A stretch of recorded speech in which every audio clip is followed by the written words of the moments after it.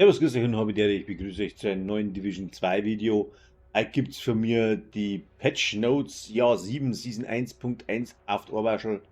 Und es hat sich einiges was da. Ich denke mal, Battle for Brooklyn läuft jetzt dann hoffentlich rund, weil es doch ein paar gute Sachen gefixt haben.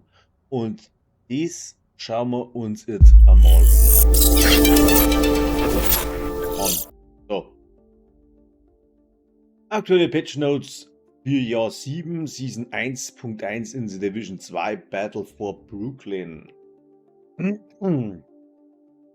Ubi hat ordentlich angeschraubt und diesmal gibt es richtig was, also richtig wichtige Fixes. Ja.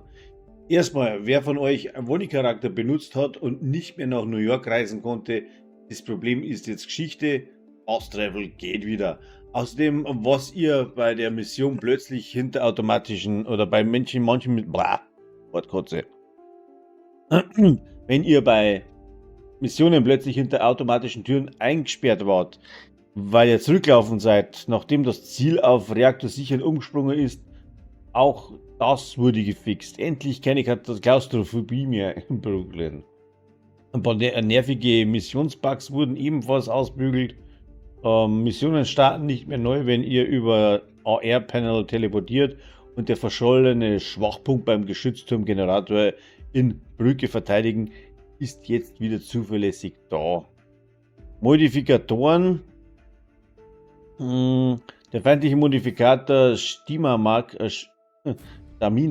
wurde abgeschwächt. Statt 35% Schadensreduktion gibt es jetzt nur noch 20%. Und Hardcore-Spieler aufgepasst, die Attributanzeige bleibt jetzt ruhig, selbst wenn ihr mit einem normalen Visier zoomt. Bei der Ausrüstung hat sich also richtig was getan. Level 4 Kontrollpunkte geben euch jetzt Blaupausen für viele neue Sets, darunter Striker, Battle Gear und System Corruption.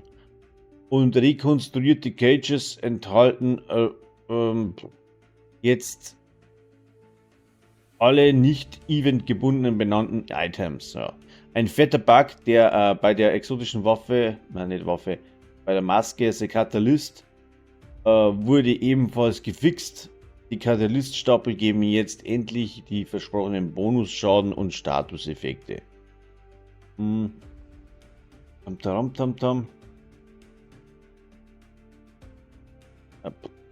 Scheiß Englisch.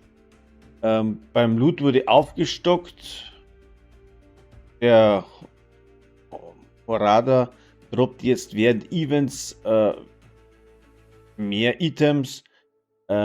Je nach Schwierigkeit auf heroisch oder höher kriegt ihr bis zu 4 Event-Gegenstände auf einmal. Also es war der Loot Goblin, ja. Sonst noch was. Smart Cover kann jetzt ganz normal geupdatet werden. Die fehlende Blaupause, dafür gibt es bei Enya. Und der Loot Goblin und Airdrops liefern jetzt endlich hochwertige Beute, so wie es sein soll. Vor allem auf heroisch. Und noch viel kleine Fixes, wie zum Beispiel Weltgeometrie, Übersetzungen, Audio und nervige Boosts, Warnungen im Shop und so weiter. Ja, das war es ja schon mal gewesen, dann waren wir schon wieder mal durch. Also Leute, wenn euch das Video gefallen hat, Abo oder Like. Jetzt läuft es nämlich rund im Brooklyn, wenn sie es dann also umsetzen.